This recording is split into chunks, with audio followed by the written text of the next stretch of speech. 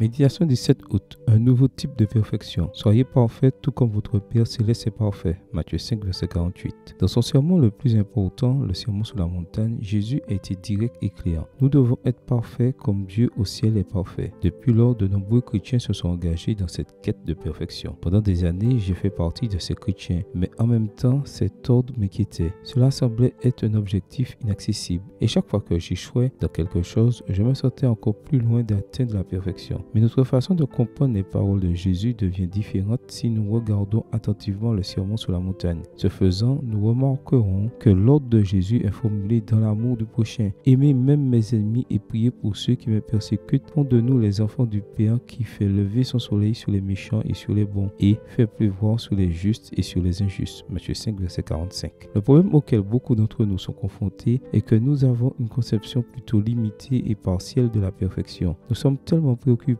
par la lutte pour vaincre le péché que nous assimilons automatiquement la perfection à l'absence de péché. Une telle vision est totalement inappropriée. L'impeccabilité désigne simplement une absence et il lui manque un contenu positif. Lorsque nous considérons Matthieu 5, verset 48 dans son contexte, nous remarquons que la perfection que Jésus a en tête ne consiste pas dans l'absence totale de défauts, mais dans la présence d'une vertu supérieure semblable à celle de Dieu. La perfection est un état de plénitude, d'achèvement, dans lequel nous reflétons l'amour de Dieu qui est le seul saint et parfait complet. Et comment pouvons-nous refléter la plénitude de l'amour de Dieu? Être comme lui. Dieu lui-même est décrit comme un compatissant et qui fait grâce lent à la colère, riche en bienveillance et en fidélité. Exode 34, verset 6. Je ne suis donc pas surpris que Luc rapporte les mêmes paroles de Jésus dans le sermon sur la montagne comme suit. Soyez miséricordieux comme votre Père est miséricordieux. Luc 6, verset 36. La perfection que Dieu attend de nous n'est pas une tâche impossible, ni un ordre qui vise à nous conduire à vivre une vie amère et obsédée par l'absence de péché, mais un défi pour devenir de plus en plus semblable à Jésus par la miséricorde et la compassion. Que ton objectif cette journée soit de